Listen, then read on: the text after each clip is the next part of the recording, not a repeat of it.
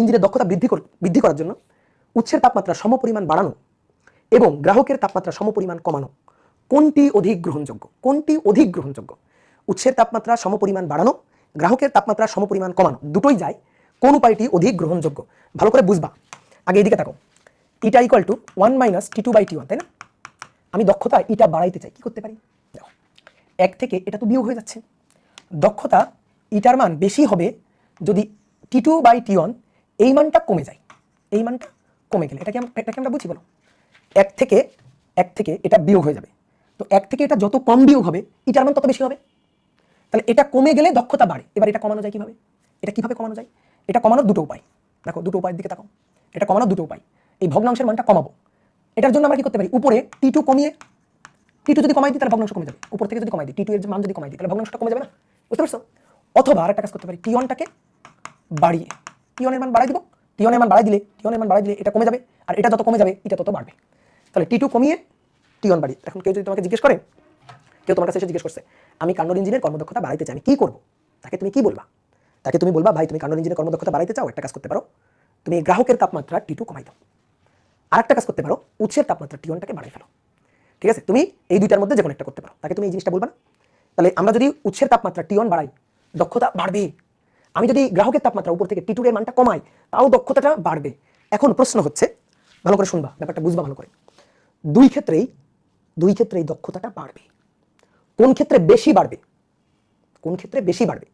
তোমাকে আমি বললাম তুমি তাপমাত্রা, উৎসের তাপমাত্রা T1 বাড়াবা, গ্রাহকের তাপমাত্রা কমাবা, যাই করবা সমান সমান করবা, তাপমাত্রা চেঞ্জটা সমান সমান করতে হবে। একজন আমার কাছে আসছে, এসে জিজ্ঞেস করছে, ভাই আমি কার্নোট ইঞ্জিনের দক্ষতা বাড়াবো, আমি কি করবো? আমি বললাম তুমি উৎসের তাপমাত্রা বাড়াইতে পারো, গ্রাহকের তাপমাত্রা কমাইতে পারো, কিন্তু তোমার আমি অপশন দিলাম যাই করো না কেন সেম পরিমাণ করবা। ওকে আমি জিজ্ঞেস করছি, উৎসের তাপমাত্রা বাড়াইলে তুমি কতটুকু বাড়াইতা? ও বলছে, ভাই 10 কেলভিন বাড়াইতাম। তখন বলছি, তাহলে গ্রাহকের তাপমাত্রা যদি কমাও তাহলে কিন্তু 10 কেলভিনই কমাবা। এবারে দুইটার মধ্যে কোনটা করবা? তাহলে সে কি বলবে? সে বলবে, ভাই দুইটার মধ্যে আমি সেইটাই করবো যেটাতে কর্মদক্ষতা বেশি বাড়ে। দুটোতেই বাড়ে, কর্মদক্ষতা দুটোতেই বাড়ে, সেটাই আমি করবো যেটাতে কর্মদক্ষতা বেশি বাড়বে। ধরো এই কার্নোট ইঞ্জিনের কর্মদক্ষতার কত? ধরো এই ইঞ্জিনটা, তার কর্মদক্ষতা এটা কিন্তু 1 মাইনাস T2/T1, এটা কিন্তু বের করা যায়। 1 মাইনাস T2 এর মান 310 আর T1 এর মান 372, তাই তো বের করলাম নাকি? 310 আর 372। তাহলে এখান থেকে যদি কর্মদক্ষতা বের করি, যদি এখান থেকে বের করি 1 মাইনাস 310 372, বুঝছো, গুণ 100, তো 16.66।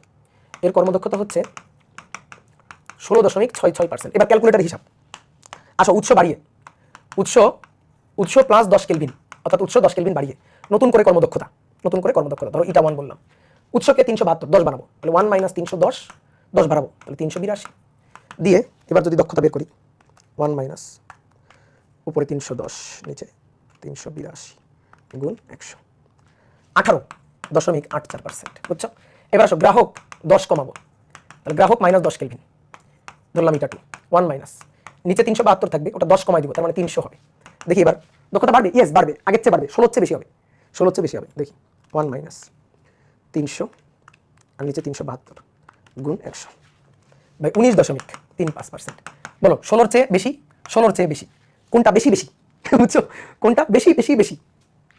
বলো কোনটা? এইটা না? তাহলে আমরা এটাই করব। এই যে এটা বেশি, এটা 2 ইজ গ্রেটার দেন এটা 1। তাহলে আমরা কোনটা দক্ষতা বাড়ানোর জন্য কোন কাজটা বেশি গ্রহণযোগ্য বলো তো? গ্রাহকের তাপমাত্রা কমানো। দেখো এখানে 10 উৎস বাড়াইছি, গ্রাহকও 10ই কমাও, তাহলে কোনটা অধিক গ্রহণযোগ্য? গ্রাহকের তাপমাত্রা কমানোটাই অধিক গ্রহণযোগ্য। এইভাবে দেখাইলে তোমার পরীক্ষায় মার্ক দিবে। বাট এই 10 কেলভিন অনেক টিচার নাও দিতে পারে। এই 10 কেলভিন তুমি ধরে নিয়ে করছো ইচ্ছা মতো। কেউ যদি এখানে 11 ধরতো, কেউ যদি এখানে 20 ধরতো, তাহলে কিন্তু একটু অন্যরকম হইতো, তাই না? তো এই কারণে আসলে আমরা যখন ম্যাথটা করবো তখন আমরা কি করবো? আমরা এভাবে করবো যে ধরি, কোনো মান ধরার দরকার নেই, ধরি উৎস টি পরিমাণ বাড়িয়ে টি বাড়াবো, কোনো মান ধরা 10 ধরছিলাম, 10 ধরবো না, টি ধরবো, যে উৎস টি বাড়িয়ে, এবার এভাবে ধরে হিসাব করবো। হ্যাঁ, ইটা 1 মাইনাস T2/T1, তাহলে দেখো 1 মাইনাস নিচে T1 এর মান 372, উপরে T2 এর মান 310, উৎস বাড়িয়ে, উৎস কোনটা? উৎস হচ্ছে T1, তাহলে টি পরিমাণ বাড়িয়ে, তাহলে নিচে 372 যোগ টি, 372 যোগ টি বিয়োগ 310, তাহলে 372 যোগ টি, 372 বিয়োগ 310, 62 প্লাস টি, বুঝছো? এটা হচ্ছে ইটা 1। এবার গ্রাহক টি কমিয়ে, গ্রাহকের তাপমাত্রা টি পরিমাণ কমাবো, ইটা 2 1 minus T2/T1, 1 minus T2 310, T1 372, গ্রাহক এবার 10 তো না, টি পরিমাণ কমাই দিব। তাহলে এবার নিচে 372 বিয়োগ 310 মাইনাস মাইনাসে প্লাস টি, 372 বিয়োগ 310, 62 প্লাস টি 372, যে ভাই এটা থেকে অ্যান্সার দেওয়া যাবে, এভাবে অ্যান্সার দেওয়া যাবে, যাবে যাবে, এবং এটা একেবারে ফিক্সড অ্যান্সার, এমসিকিউতে আসে।